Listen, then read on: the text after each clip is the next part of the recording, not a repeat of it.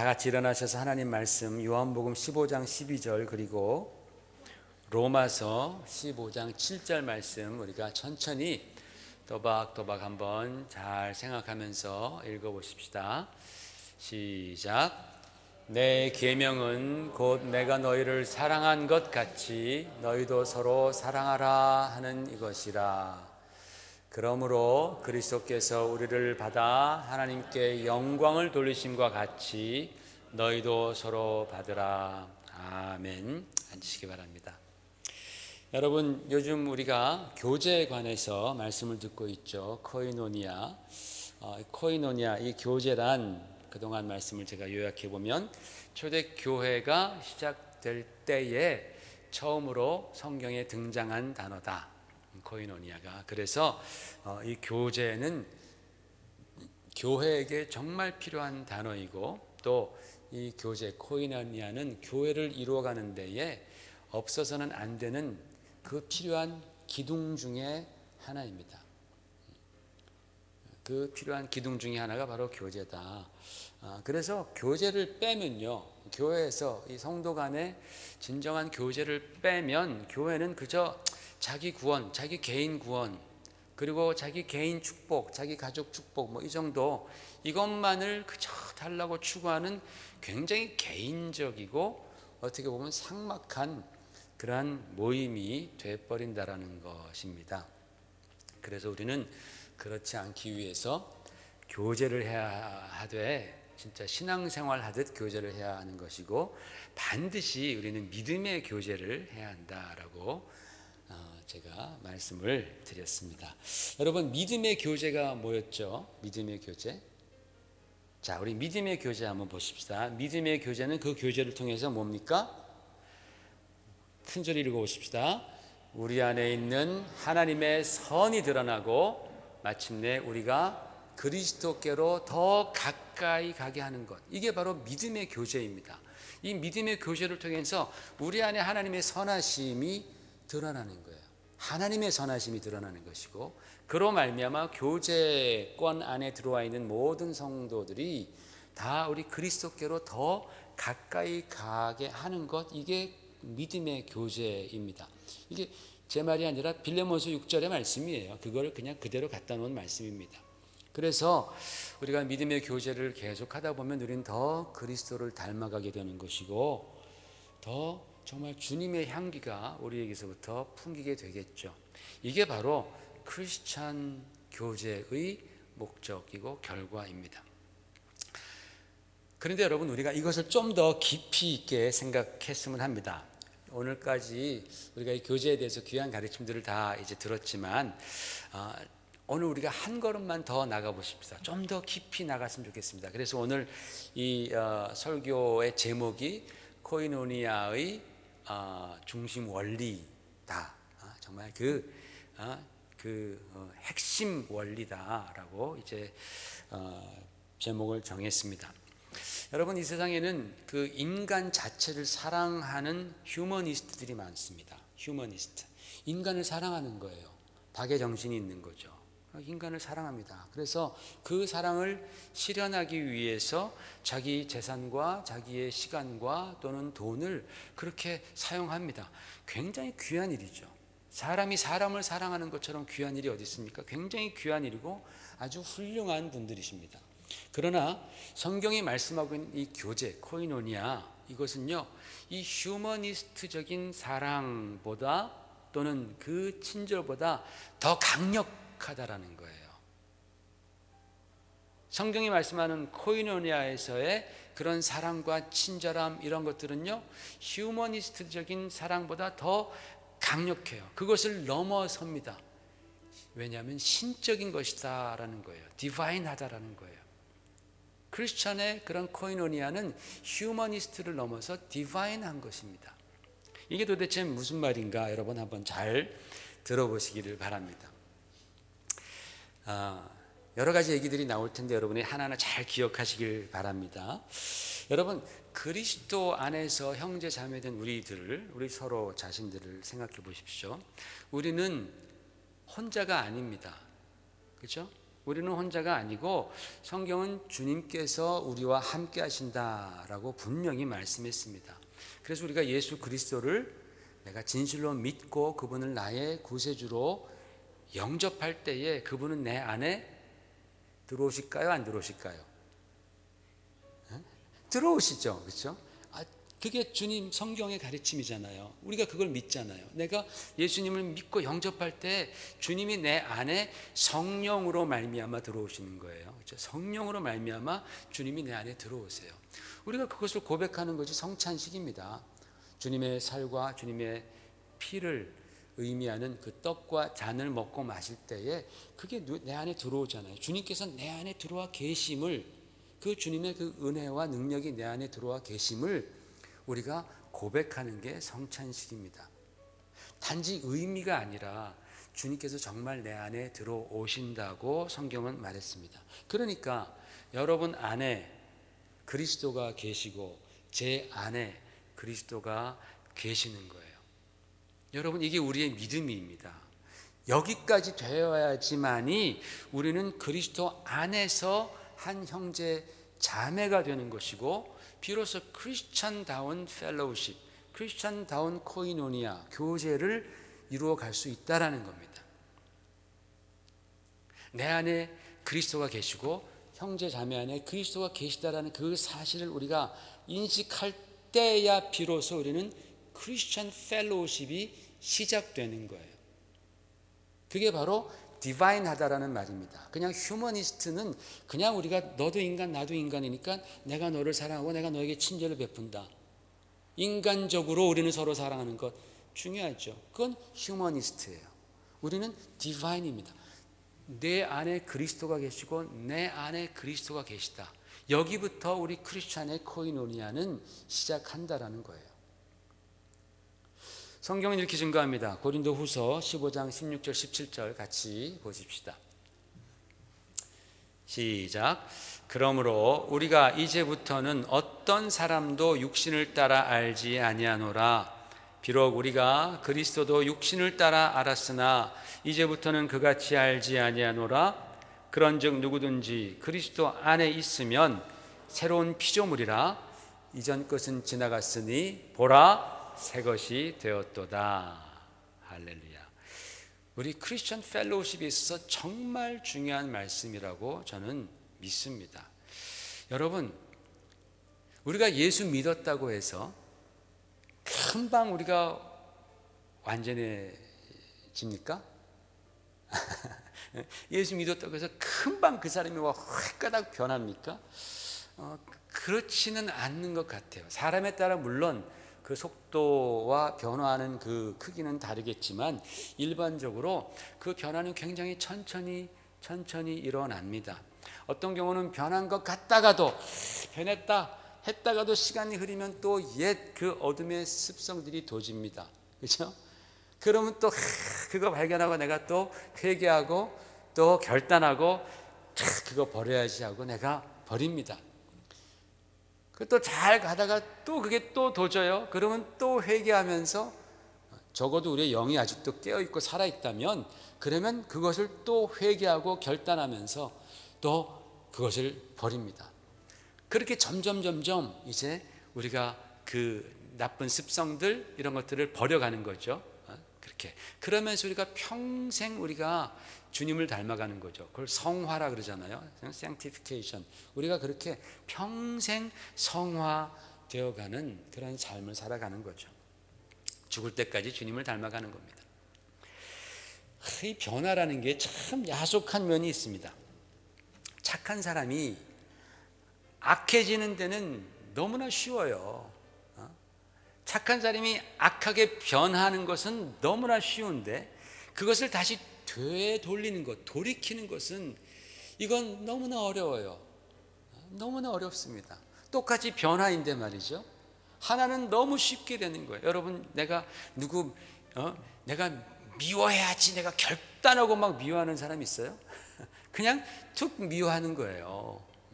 내가 좀 탐욕을 가져야 되겠다. 내가 왜 이렇게 나는 이렇게 탐욕이 없지? 난 좀 탐욕 좀 갖고 싶어. 막 애쓰고 힘쓰다가 여러분이 탐욕을 가져지고 아니면 내가 좀 더 이기적이어야 되겠다. 막 그래서 여러분이 이기적이 됩니까? 아니, 그것은 너무나 쉽게 되는 거예요. 너무 쉽게 거짓말하고 너무 쉽게 우리는 남의 것을 탐하고 이러지 않습니까? 너무나 쉬워요. 그런데 그것을 되돌리는 것, 돌이키는 것은 너무나 힘들어요. 많은 시간이 걸리는 것 같아요. 즉, 변질되는 것은 쉽지만 참으로 변화되는 것은 어렵다라는 거죠. 많은 시간이 필요한 것 같아요. 그래서 예수 믿었다고 해서 내가 단숨에 모든 것들이 다 극복되는 것은 아니라는 뜻입니다. 그러나 이 그러나가 중요한 겁니다. 내가 예수 믿었다고 해서 내가 금방 다 완전해지는 것은 아니에요. 그러나 그렇다고 해서 우리가 변화된 만큼만 하나님의 자녀가 된 것도 아닙니다. 내가 이만큼 변화해야 되는데 내가 예수 믿고서 3년 있다 보니까 요만큼 변화했어. 어떤 사람은 20년 있다 보니까 이만큼 변화했어. 어떤 사람은 30년이 됐는데도 아직까지 요만큼만 변화했어요. 뭐 천차만별이겠죠. 이렇게 내가 변화한 만큼만 내가 하나님의 자녀가 된 것은 아니다라는 뜻입니다. 무슨 말씀인지 아시겠죠? 세상에도 여러분 그런 법 없습니다. 반만 자녀고 반은 자녀가 아니다? 법적으로 그런 거 없어요. 그죠? 법적으로 그 사람이 네 자녀이든지 아니든지 둘 중에 하나입니다. 미국에서 시민권을 받을 때 시민권을 딱 줄 때 너 70%만 시민권 가져라 하고 30%는 네가 나중에 미국 국가를 영어로 다 외우고 부를 때 내가 30% 줄게, 이런 거 없다라는 거예요. 그냥 주면 주는 거고 안 주면 못 받는 겁니다. 영적으로도 마찬가지예요. 여러분, 우리가 하나님의 자녀이거나 아니거나 둘 중에 하나라는 거예요. 한 30%만 하나님의 자녀? 한 60%만 하나님의 자녀? 아니, 내가 많이 쳐져가지고 95% 내가 아직까지 성화되어야 할 일이 너무나 많이 있고 내가 아직도 참 많이 부족하니까 내가 요만큼만 하나님의 자녀, 이런 거 없다라는 거예요. 이런 건 성경에 나타나 있지 않습니다. 자, 그렇다면 질문을 해볼게요. 여러분은 몇 퍼센트 하나님의 자녀인 것 같아요? 100%이든지 아니면 100%가 아니든지 둘 중에 하나예요. 되게 심각한 질문입니다. 그래서 내가 100% 하나님의 자녀이든지 아니면 100% 하나님의 자녀가 아니든지. 성경은 뭐라고 말씀합니까? 우리가 예수님을 진심으로 믿고 영접할 때에 우리는 fully 하나님의 자녀가 된다 그랬어요. 아멘? 아멘입니다. 그죠? 내가 예수님을 믿고 영접할 때 우리는 fully 하나님의 자녀가 되고, 또 마찬가지로 fully 우리 주님께서 우리 안에 임하신다라는 거예요. 주님이 내 안에 들어오신다라는 거예요. 하나님의 자녀가 되는 권세를 주시고 주님께서 나와 함께 하시는 거예요. 그러니까 내가 얼마나 변화했고 변화하지 않았고 이 문제를 떠나서 우리가 겉으로는 아직까지 갈 길이 멀어 보인다 할지라도, 저 사람 보니까 갈 길이 멀어, 그렇게 보인다 할지라도 그럼에도 불구하고 나는 완전한 그리스도인이요 또 완전한 하나님의 자녀가 된 줄로 믿으시기를 바랍니다. 아멘. 우리 안에 그리스도께서 완전히 임하시는 거예요. 바로 여기서 크리스천 펠로우십의 굉장히 중요한 원리를 우리는 발견하게 됩니다. 즉, 형제자매들 사이에 겉으로 보이는 그 겉모습만 보지 말고 변화된 속사람, 하나님의 자녀, 완전히 100% 하나님의 자녀가 된 바로 그 속사람을 생각하고 보라는 그런 뜻입니다. 내 자신을 포함한 주변의 형제자매들이 아직 성화의 과정 가운데에 있어서, 또는 여러 가지 환경적으로도 어렵기도 하고, 또는 여러 가지 자라온 그런 배경이라든지 여러 가지 많은 그런 과정 중에 있어서 부족한 점들이 많이 있을 수 있지만은, 그러나 그 안에 계신 그리스도를 의식하라라는 거예요. 무슨 뜻인지 아시겠어요? 우리가 형제자매들을 대할 때 그 안에 계신 그리스도를 내가 의식하느냐 안 하느냐, 여기에 바로 크리스천 펠로우십이 사느냐 죽느냐가 달려 있는 거예요. 그냥 인간적으로 휴머니스트적인 그런 건 말고, 전 조금만 더 깊이 들어가시자라는 겁니다. 오늘 여러분, 오늘 그 읽었던 고린도후서의 사도 바울이 바로 그것을 말씀하고 있는 거 아니겠어요? 아까 16절을 보면은 우리가 이제부터는 어떤 사람도 육신을 따라서 알지 아니하노라. 육신에 따라서, 그 육신을 따라서 내가 알지 아니하노라. 이 말씀이 뭐예요? 그 사람의 겉모습, 그 사람의 육신적인 모습만 가지고서 그 사람을 알고 평가하지 않는다라는 그런 뜻입니다.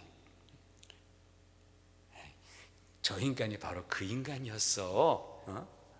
근데 야, 멀쩡하게 교회 다니네. 야, 너도 알잖아. 우리랑 별짓 다 하고 다녔는데 저기 집에 진짜 뻔뻔하다. 야, 집사래네, 집사.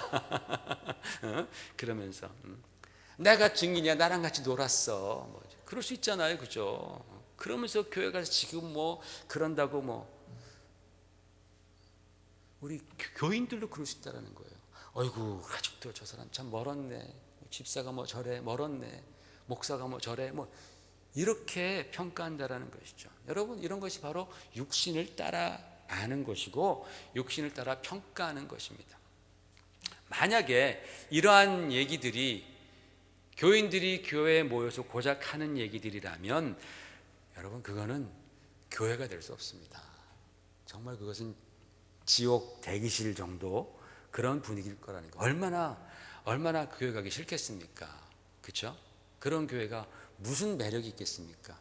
그런 교회에서는요, 어떤 사람도 또는 어떠한 목사도, 심지어는 사도 바울과 같은 그런 아주 정말 위대한 사도조차도 그런 데에서는 자유로울 수가 없는 거예요. 여러분, 사도 바울이 위대한 서신서를 썼지만은 그러나 자기가 썼습니까? 그게 누가 쓴 거예요? 성령께서 감동해서 쓴 거 아니에요, 그죠?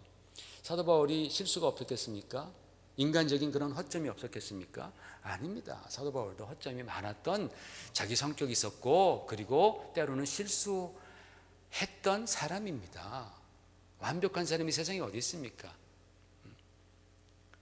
육신대로 그를 안다면 몇 마디 들어보고 아이고 너나 잘하시지 이렇게 분명히 얘기할 거란 말이죠. 실질적으로 고린도 교인들이 그랬지 않았어요, 그죠? 사도 바울, 네가 무슨 사도냐, 주님도 알지 못하면서, 그러면서 그의 육신으로 자꾸 판단하는 겁니다. 그러나 여러분, 사도 바울은 우리가 이제는 다시는 육신에 따라 알기를 원치 아니한다라고 말한 다음에 17절에 위대한 말씀을 하시지 않습니까? 17절 다시 한번 우리가 나올 수 있으면 같이 한번 볼까요? 17절 시작. 그런즉 누구든지 그리스도 안에 있으면 새로운 피조물이라. 이전 것은 지나갔으니 보라 새 것이 되었도다. 아멘. 아멘. 그리스도 안에 있으면 누구든지 새로운 피조물이라. 이전 것은 다 지나갔으니 보라 새 것이 되었도다. 이게 바로 여러분, 우리를 살리는 생명의 복음입니다. 이것이 바로 우리를 과거에서부터 해방시키는, 자유케 하는 복음입니다. 그리고 이것이 바로 우리를 새롭게 하는 회복의 복음이라는 거예요. 이게 바로 복음입니다. 보라, 이전 것은 다 지나갔다. 그리스도 안에 있으면 너희가 새 것이다. 우리가 그러므로 앞으로는 그 사람을 우리 육신대로 알지 아니하노라. 왜? 그는 그리스도 안에서 새로운 피조물이 되었기 때문이라. 할렐루야. 할렐루야. 이게 바로 복음입니다. 여러분, 예수님께서 베드로를 처음 만나셨을 때에 혹시 기억합니까? 예수님께서 가장 무엇을 먼저 했는지 기억하세요? 목사님, 저는 그때 없어서 모릅니다. 라는 표정으로 저를 보지 마시고 말씀에 다 나와 있습니다. 자, 요한복음 보십시다. 1장 40절 42절 시작. 요한의 말을 듣고 예수를 따르는 두 사람 중에 하나는 시몬 베드로의 형제 안드레라. 그가 먼저 자기의 형제 시몬을 찾아 말하되 우리가 메시아를 만났다 하고, 메시아는 번역하면 그리스도라, 데리고 예수께 오니 예수께서 보시고 이르시되 내가 요한의 아들 시몬이니 장차 게바라 하리라 하시니라. 게바는 번역하면 베드로라. 보십시오. 원래 베드로의 이름이 뭐였어요? 게바가 베드로란 뜻이고 원래 베드로의 이름은 뭐예요? 시몬. 맞아요. 그렇습니다. 원래 질문 잘 안 읽고 빨리 답하는 분들이 지금 그런 실수하는 거야. 문제를 찬찬히 읽으시고 답을 잘 보시고. 맞습니다. 원래 베드로의 이름은 시몬입니다. 흔한 이름입니다.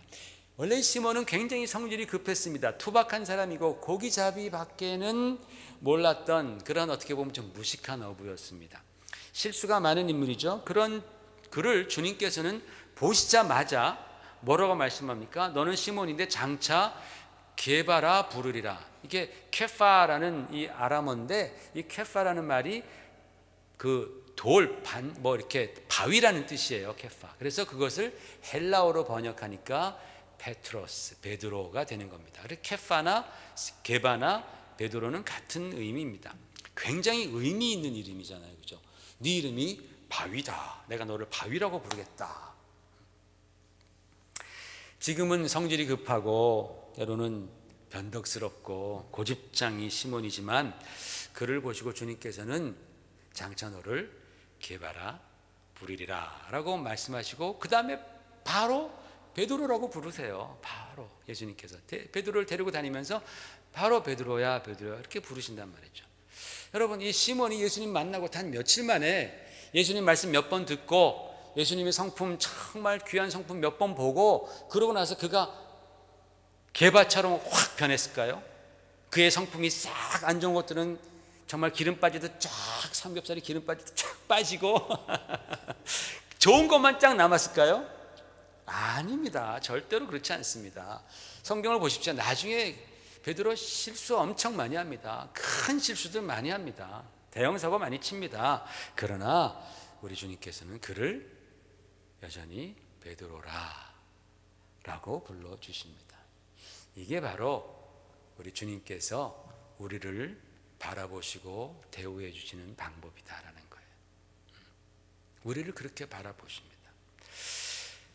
사랑하는 성도 여러분, 예수님께서 저와 여러분들을 그렇게 받아주시고 사랑해 주시고 인도해 주시는 것은 우리가 그럴 만한 자격이 있어서 그런 것이 아니죠.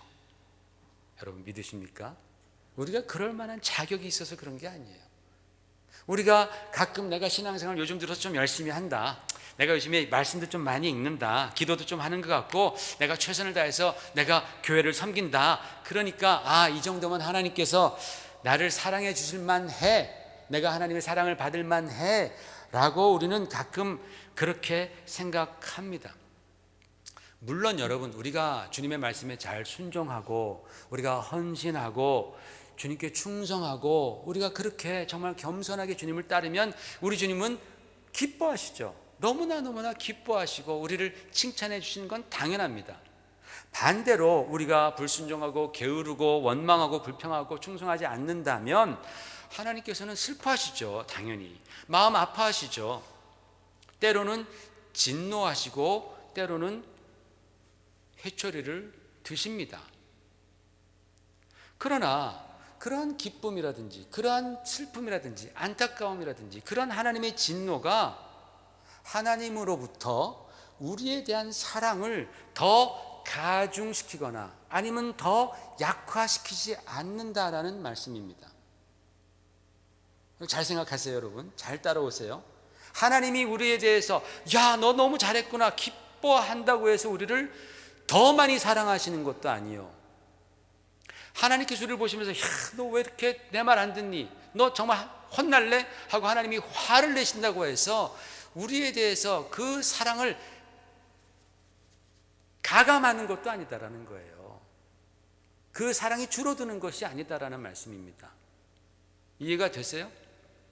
부모들이 자녀를 키울 때 몇 명 키우다 보면 말 잘 듣는 애도 있고 말 안 듣는 애들도 있고 공부 잘하는 애도 있고 공부 못하는 애도 있고 뭐 가지가지잖아요. 좋은 성적 받아오면 부모가 기뻐요. 기뻐. 잘했다 칭찬하지만 그렇다고 걔를 더 사랑하는 건 아니잖아요. 얘가 성적이 좀 안 좋아요. 또는 말을 안 들어서 막 부모 마음이 아파. 화가 난다고 해서 부모가 그 자식을 사랑하지 않는 게 아니잖아요. 그건 단지 감정일 뿐이지 사랑은 변하지가 않잖아요. 내 말 안 듣는다고 해서 그 녀석한테 이 녀석 그냥 어디 가서 죽어버려라, 그런 말을 할지언정 진짜 가서 죽으면 부모 마음은 찢어지죠. 사랑하잖아요. 오히려 잘 못하는 친구한테 더 안타까운 마음으로 그 사랑하게 되지 않습니까? 여러분, 그와 같은 거예요. 하나님의 사랑. 여러분, 요한 1서 4장 15절 말씀을 한번 같이 보십시다. 시작. 하나님이 우리를 사랑하시는 사랑을 우리가 알고 믿었노니 하나님은 사랑이시라. 유명한 말씀입니다. 하나님은 사랑이시라.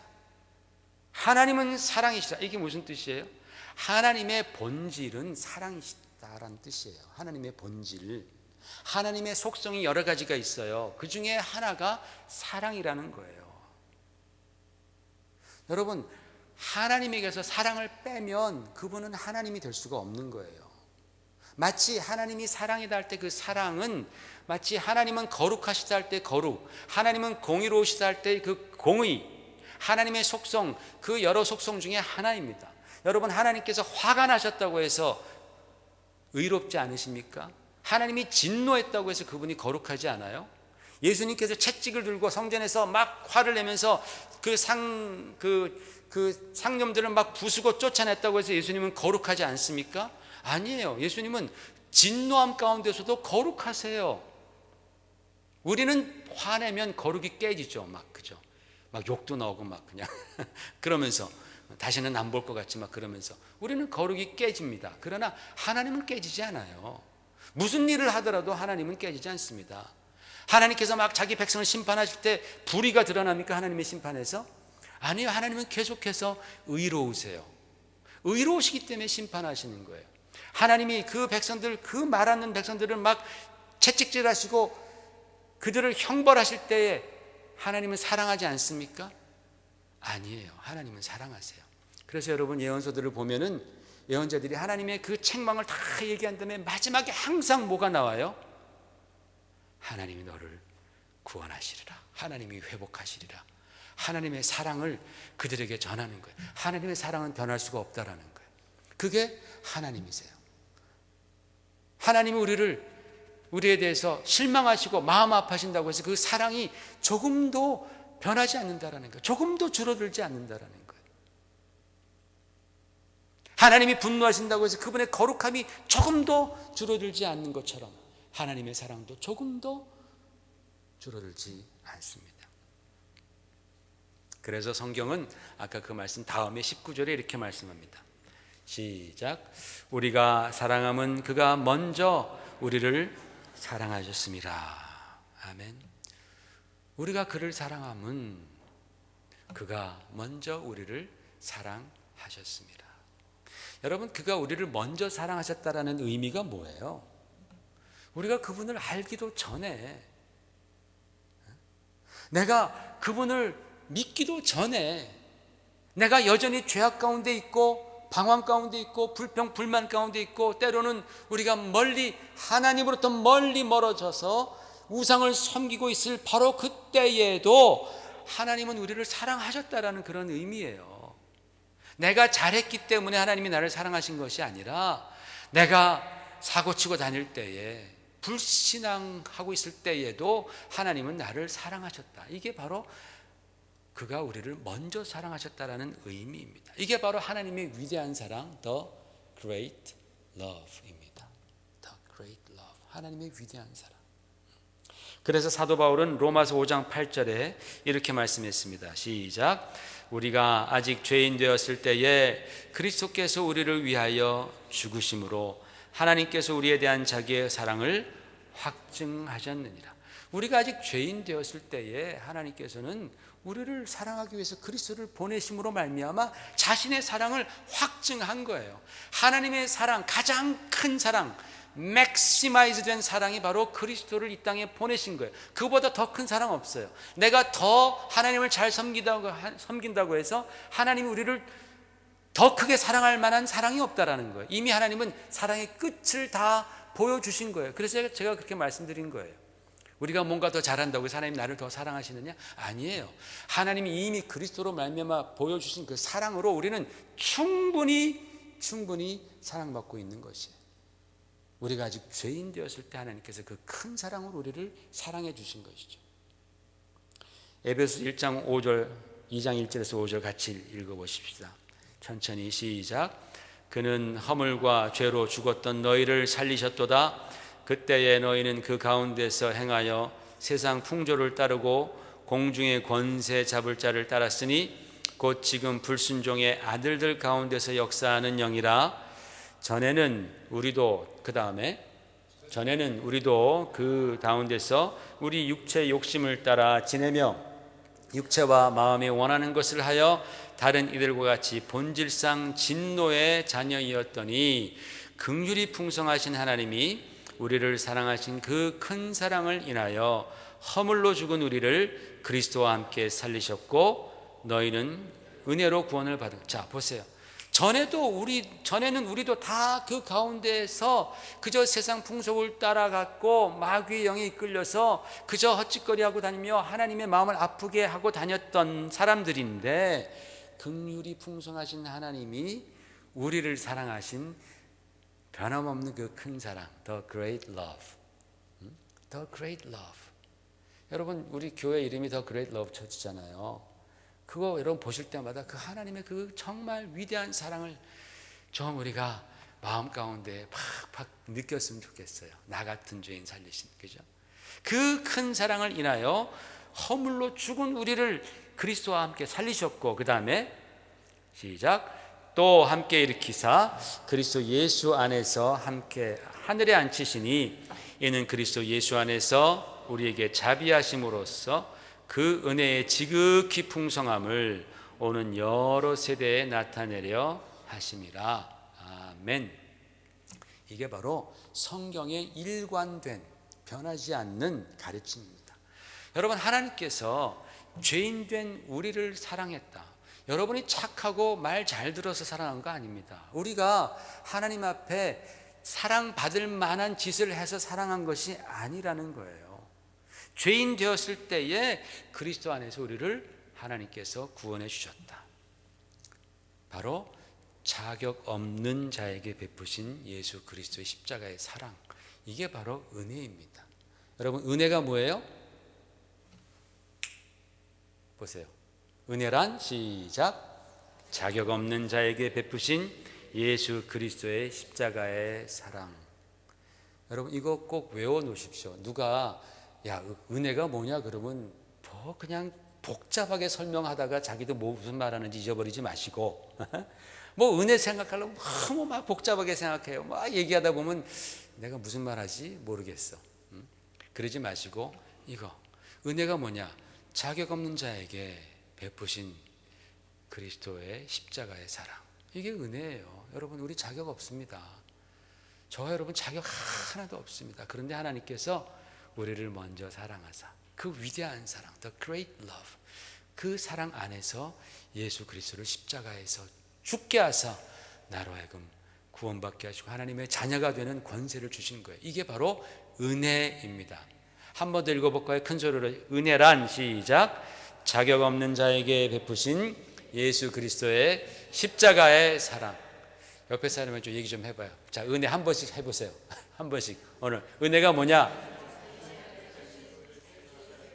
한번 해보세요. 진짜로 이렇게 웃지 말고 겸연쩍어 하지 말고 여러분의 그 은혜 한번. 예, 할렐루야. 예, 아멘. 진짜 여러분, 자격 없는 자에게, 또 자격 없는 너에게 그러지 말고 또 자격 없는 나에게 이게 은혜입니다. 여러분, 크리스천들은 이거를 잘 알아야 됩니다. 자, 이것을 바탕으로 우리 주님께서는 제자들에게 이렇게 말씀하십니다. 요한복음 15장 12절 시작. 내 계명은 곧 내가 너희를 사랑한 것 같이 너희도 서로 사랑하라 하는 것입니다. 내가 너희를, 자격 없는 너희를 사랑한 것 같이 너희도 서로 그렇게 사랑해 줘라. 또 로마서 시작. 그러므로 그리스도께서 우리를 받아 하나님께 영광을 돌리심 같이 너희도 서로 받으라. 그리스도께서 자격 없는 우리를 받아주셔서 하나님께 영광 돌린 것처럼 너희도 서로 그렇게 그리스도처럼 서로를 받으라. 이게 바로 여러분 이 크리스천 코이노니아의 중심 원리입니다. 그래서 여러분, 우리가 교제하면서 다른 형제자매들을, 성도들을 볼 때에 그들의 겉모습만 보는 것이 아니라 그 안에 계신 그리스도를 함께 보는 거예요. 그리스도를, 그 안에 계신 그리스도를 함께 보는 겁니다. 그들을 대할 때에 그리스도를 대하듯 대하는 거예요. 정말 그리스도를 대하는 것입니다. 그래서 우리는 형제자매들과 교제할 때 우리는 더 겸손해야 되는 거예요. 더 진실해야 하는 거예요. 정중해야 됩니다. 그리고 신중해야 합니다. 위선 떨지 말고 교만 떠는 것은 바로 그 안에 계신 그리스도 앞에서 내가 위선 떨고 교만 떠는 게 되기 때문에 그렇습니다. 만약에 우리가 그렇게 신중하고 정중하고 우리가 진실되고 또 겸손하지 않다면 그 형제자매 안에 있는 그리스도께서 나의 모습으로 당연히 슬퍼하시겠죠. 내 안에 계신 그리스도는 당연히 슬퍼하시고 내가 위선적으로 교만한데 겸손한 척 하다라는 것을 이미 주님은 아시겠죠. 내 안에서 그 주님은 슬퍼하시겠죠.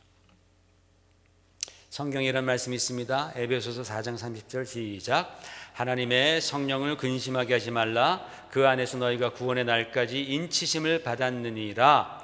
데살로니가전서 5장 19절 시작. 성령을 소멸하지 말라 그랬습니다. 맞습니다. 여러분, 우리 안에 계신 성령님이 근심도 하시고 또 심하면 그 근심이 계속돼서 심하면 소멸되시기도 하신다. 즉 성령님이 떠나시기도 하신다라는 거예요. 성령과 함께 그리스도께서 내 안에 임하시는데 성령께서 근심도 하시고 소멸되기도 하신다. 그렇기 때문에 여러분, 우리는 형제자매들을 대할 때에 정말로 겸손하고 신중하고 존중해야 합니다. 그래서 사랑하고 또 용서해야 된다면 용서하고 그들을 주님을 대하듯 하는 것입니다. 그의 신분이나 또는 직업이나 환경이나 연령이나 어떤 성별이나 이런 거에 관계없이 그 사람 안에 그리스도 예수가 계신 것을 알 때에 우리는 정말 그 형제자매를 주님 대하듯 대하라. 이것이 바로 크리스천 펠로우십이에요. 여러분, 빌레몬서에서 봤잖아요. 빌레몬이 오네시모가 왔을 때 그 탈출자, 자기에게 노예였던 그 도망자 오네시모가 왔을 때에 그 오네시모를 그가 어떻게 대하는가? 노예로 대하는 것이 아니라 그를 자기의 형제로 대하고, 아니 사도 바울은 뭐라고 말합니까? 형제 이상으로 네가 나를 대하듯, 그 대사도를 대하듯 엎드려 그렇게 대하라. 왜? 오네시모 안에 그리스도가 계시기 때문에. 그 빌레몬은 그렇게 대했던 거죠. 예전에 이상재 선생도 그렇게 대하잖아요. 막 사람들 앞에 절하고 노예들한테. 이게 바로 사도 바울이 말한 사람을 육신대로 대하는 것이 아니라 그리스도 안에서 새로운 피조물로 대하는 것입니다. 그게 바로 크리스천 펠로우십이에요. 여러분, 오늘 이 말씀은 여러분들에게 굉장히 부담이 될 수도 있어요. 그동안 굉장히 친하고 좋았던 우리 형제자매들이 갑자기 굉장히 부담스러워질 수 있어. 나는 주님 만나면 할 말이 하나도 없는데 우리 형제자매 안에 주님이 계시다니까 내가 무슨 말을 해야 되지? 여러분, 오늘 갑자기 삼겹살 먹다가 그 식탁 앞에 형제자매가 주님으로 보인다면 무슨 말씀을 하겠습니까? 또 부부간에도 주님이 계신다니까 할 말도 제대로 못하고 설거지나 청소도 제대로 못 시키고 그러면 어떡할까? 문제될 거 없습니다. 여러분, 시키시되 사랑의 눈빛 가득히 정중하게 시키면 됩니다. 또 남편은 또 사랑의 눈빛 가득히 정중하게 노하시면 되고요. 여러분, 요점은 이겁니다. 오늘 말씀의 요점은 우리가 형제자매를 대할 때 그 안에 계신 그리스도를 보시라라는 겁니다. 그래서 주님을 대하듯 그를 대하고 주님을 섬기듯 그를 섬기는 것. 이게 크리스천의 펠로우십, 코이노니아의 중심 원리입니다. 반대로 다른 형제자매가 나를 섬길 때에 또는 나에게 권면할 때에 또는 함께 즐거운 시간을 갖게 될 때 우리는 어떻게 생각합니까? 주님이 나를 지금 위로해 주시는구나. 그거예요. 주님이 나를 섬겨주시는구나. 정말 조그만 섬김이라도 내가 식탁에 앉아 있는데 누군가가 나에게 과일을 먹으라고 갖다 줄 때, 커피를 마시라고 갖다 줄 때에, 아니면 고기 한 점 더 줄 때에, 주님이 나를 위로해 주시는구나, 나를 섬겨 주시는구나, 참 감사하다, 이런 마음을 가지라는 거죠. 누군가가 또 정말 믿음으로 권면해 줄 때에 주님께서 나에게 말씀하시는구나 라고 그렇게 겸손히 받아들이라는 거예요. 그게 바로 교제입니다. 크리스천의 교제. 지게 뭔데 너나 잘하라고 해, 이렇게 얘기하면요, 교제고 신앙이고 다 끝나는 거예요. 다 절단 나는 겁니다. 정말 그렇습니다. 그냥 피상적인 교제만 하고 돌아가는 거예요. 성장이 없습니다. 주님 영광 받지 않습니다. 여러분, 오늘 우리가 코이노니아에 대해서 좀 깊이 생각했습니다. 우리는 휴머니스트를 넘어서는 크리스찬이라는 거예요. 이 놀라운 얘기입니다.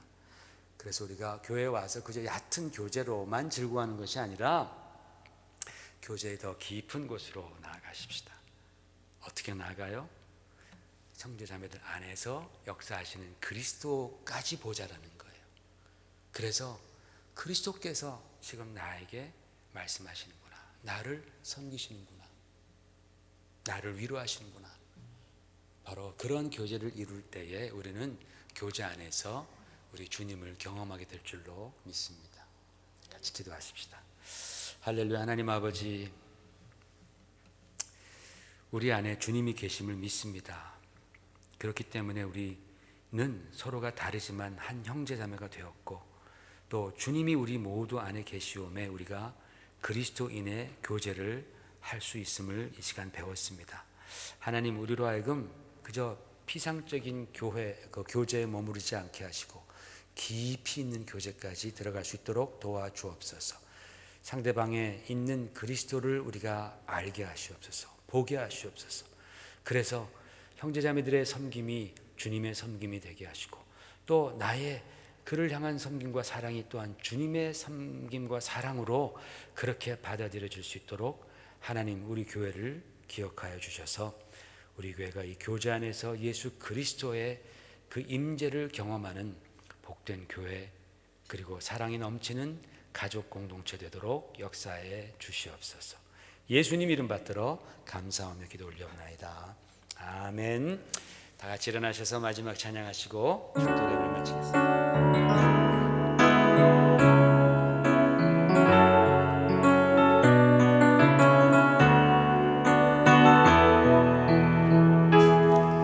전능하신 나의 주 하나님은 능치 못하실 일 전혀 없네. 우리의 모든 간구도, 우리의 모든 생각도, 우리의 모든 꿈과 모든 소망도 신실하신 나의 주 하나님은 우리의 모든 괴로움 바꿀 수 있네. 불가능한 일 행하시고 죽은 자를 일으키시니 그를 이길 자 아무도 없네. 주의 말씀 의지하여 깊은 곳에 그물 던져 오늘 그가 놀라운 일을 이루시는 것 보라. 주의 말씀 의지하여 믿음으로 그물 던져 믿는 자에게 능치 못함 없네. 주의 말씀 의지하여, 주의 말씀 의지하여 깊은 곳에 그물 던져 오늘 그가 놀라운 일을 이루시는 것 보라. 주의 말씀 의지하여 믿음으로 그물 던져 믿는 자에게 능치 못함 없네. 믿는 자에게 능치 못함 없네. 믿는 자에게 능치 못함 없네. 믿는 자에게 능치 못함 없네. 믿는 자에게 능치 못함 없네. 지금은 예수 그리스도의 놀라우신 은혜와 하나님 아버지의 극진하신 사랑하심과 성령님의 감화와 감동하시고 교통하시고 깨닫게 하심이 자격 없는 자에게 거저 베푸신 예수 그리스도의 십자가의 은혜를, 사랑을 우리가 깨닫고 함께 은혜 받은 형제자매들을 주님 섬기듯 사랑하고 섬기기를 마음 가운데 다시 한번 결심하는 사랑하는 성도들 머리 위에와, 그리고 온전한 가족 공동체를 이루고자 참으로 주님을 바라보는 우리 큰사랑교회 위에 지금부터 영원히 함께 있을지어다. 아멘.